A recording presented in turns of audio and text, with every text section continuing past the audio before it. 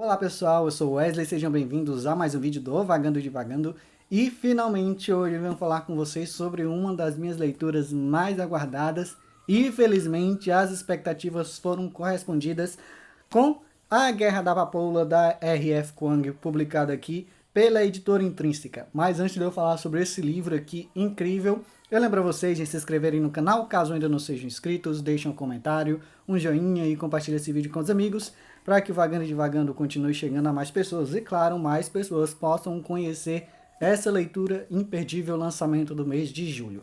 Agora sim, sem mais delongas, vamos falar sobre A Guerra da Papoula. Já apresentei esse livro algumas vezes para vocês aqui no canal, sobre algumas leituras aguardadas, mas eu vou fazer novamente mais uma apresentação rápida aqui da premissa de A Guerra da Papoula. Nós vamos acompanhar a protagonista, Hunin Fang, que aqui no livro ela é apelidada como Rin, e ela é filha adotiva de uma família de traficantes de ópio e basicamente é ela quem cuida da loja dessa família, do pai e da mãe adotivos dela. Ela também tem um irmão mais novo e acontece que ali nessa família, de repente, a mãe dela decide que ela vai se casar com um homem que é, digamos assim, um chefão ali naquela região e, de certa forma, vai beneficiar a família, já que o que acontece ali, o comércio de ópio na região, é tráfico. No reino de Nicara é proibida a venda de ópio, então ali eles estão traficando e tendo um chefe, uma pessoa de uma classe social mais alta que pode, de certa forma, fazer vista grossa, acontece que ela não quer esse casamento e ela vai fazer o possível para que não se case. Para isso, ela vai se inscrever no exame mais difícil do Império, que agora vamos esquecer o nome do exame, mas digamos que é o Enem desse pessoal.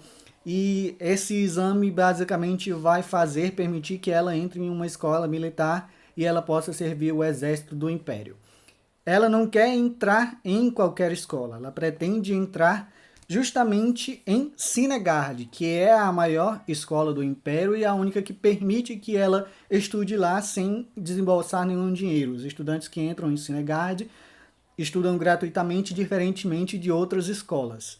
Só tem um porém, lá só entram jovens prodígios e basicamente membros das casas mais nobres do Império. E essas crianças, esses jovens, eles já desde muito novos são preparados para isso, preparados para as provas e preparados inclusive em combate em vários outros aspectos. A Rin, diferentemente deles, não tem acesso a estudo, não tem acesso a treinamento de combate nem nada. Ela tem apenas uma memória muito boa e é basicamente isso que permite ela estudar e, claro, passar no exame de Sinegard.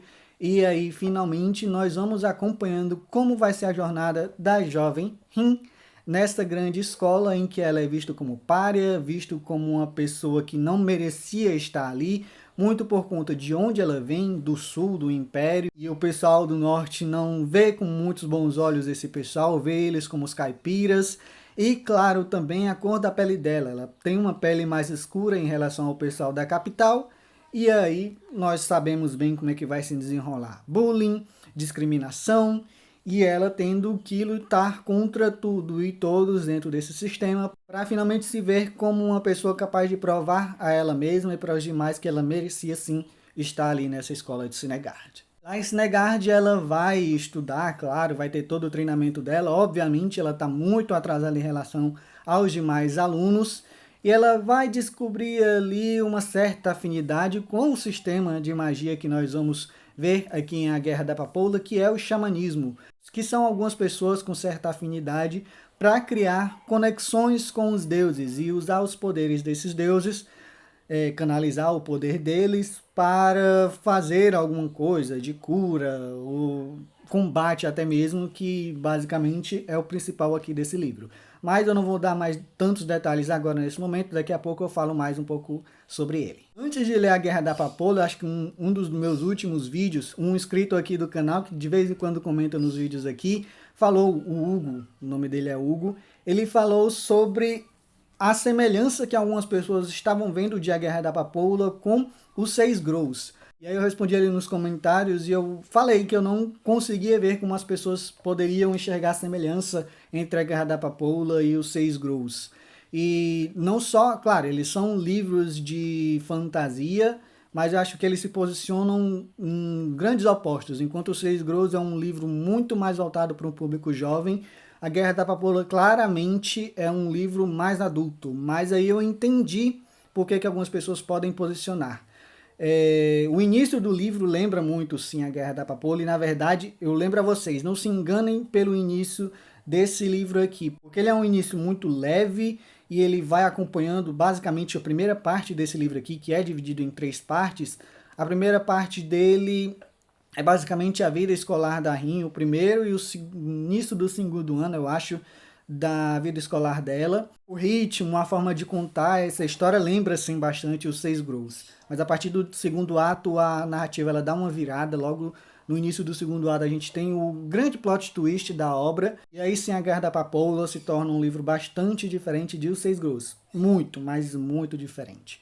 Por isso que eu lembro a vocês, não se enganem pelo início de A Guerra da Papoula. Eu vejo que algumas pessoas falam sobre começar essa leitura aqui e não ver os gatilhos que muitas pessoas usam para falar sobre A Guerra da Papoula. Gente, tem os gatilhos pesados, mas os gatilhos aqui no início são leves, se eu posso falar dessa forma, comparado ao que vem no segundo e terceiro ato da obra. Então, pela terceira vez eu falo, não se enganem pelo início de A Guerra da Papoula, porque o que vem no segundo e principalmente no terceiro ato desse livro, vocês não estão preparados para isso. E aí eu aproveito para entrar logo nessa parte dos gatilhos. O terceiro ato desse livro, principalmente, é um negócio que é um soco no estômago da gente.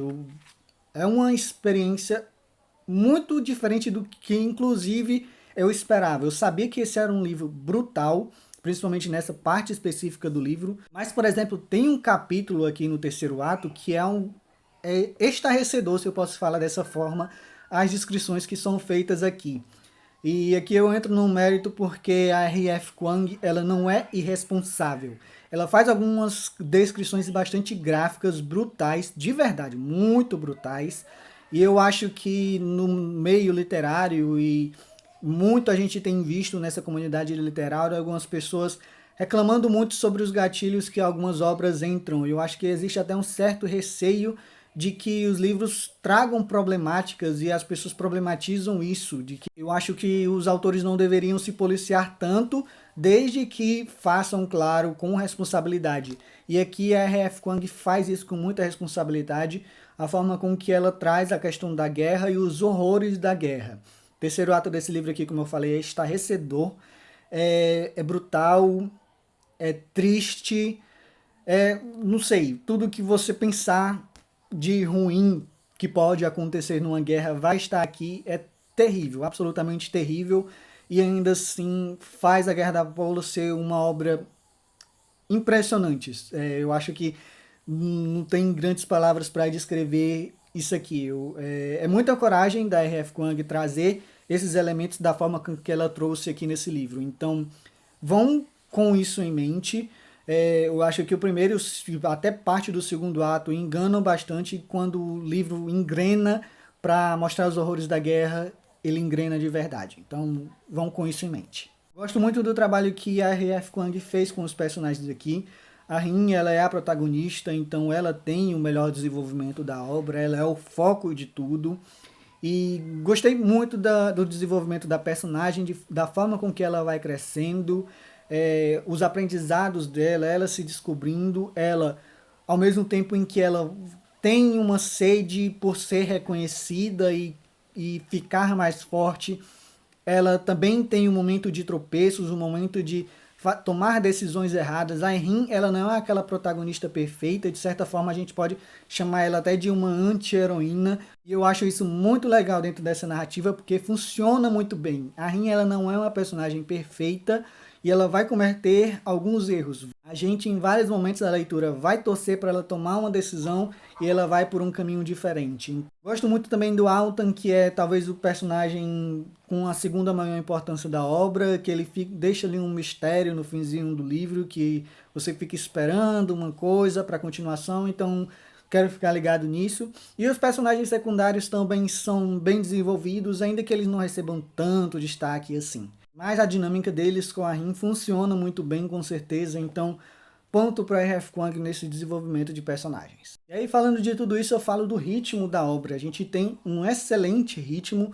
O início desse livro aqui é frenético, a gente vai virando páginas, vira páginas, porque é muito interessante essa parte da vida escolar da Rin. A gente tem ali no meio do livro um pouco de lentidão, mas eu acho que funciona muito bem para a proposta do livro quando ele está prestes a entrar ali no terceiro ato, porque é o ponto de virada da obra. Então eu acho que a R.F. Kuang fez um trabalho bem legal aqui, porque ela de certa forma despista o leitor e despista os personagens principais da obra, e quando ela coloca os personagens no rumo certo novamente, vem um grande choque desse terceiro ato. Então eu acho que ela, apesar de um meio ali um pouquinho lento, em que não acontecem muitas coisas, a gente depois acaba entendendo por que ela tomou essa decisão. Então, funciona muito bem, um livro de mais de 500 páginas, mas que a leitura passa voando de verdade. Tem essa questão do sistema de magia, dos xamãs, e como eu falei, os personagens, eles acessam os deuses. E aí, com o acesso aos deuses, os personagens podem fazer diversas coisas. Então a gente vai ver alguns personagens com diferentes poderes, diferentes habilidades, e é legal acompanhar isso ao longo da obra. A maioria deles usam o poder dos deuses para conseguir mais força durante as batalhas. Mas alguns conseguem fazer algumas outras coisas que é interessante ver bastante a variação. Ainda assim, apesar disso, é uma fantasia muito, mas muito pé no chão. Então, não vão esperando nada muito mirabolante. Eu acho que é até um pouquinho de defeito, porque dá para perceber quando a autora ela se policia em alguns momentos para não deixar que os poderes de alguns personagens muito fortes façam uma diferença muito grande, para que esses poderes não acabem sendo uma muleta muito fácil para a narrativa. Então, tem esse risco desses poderes serem uma muleta, ao mesmo tempo em que ela tenta controlar isso, para que eles justamente não sejam isso. E acaba sendo uma faca de dois gumes, porque em vários momentos a gente sente que os personagens poderiam fazer muito mais do que eles fazem, mas não fazem porque a autora escolheu dessa forma. No mais, essa é uma leitura fantástica, me surpreendeu em vários momentos. Talvez eu esperasse uma leitura um pouquinho mais densa, mas ela compensou em vários momentos, por isso que é uma das minhas melhores leituras desse ano.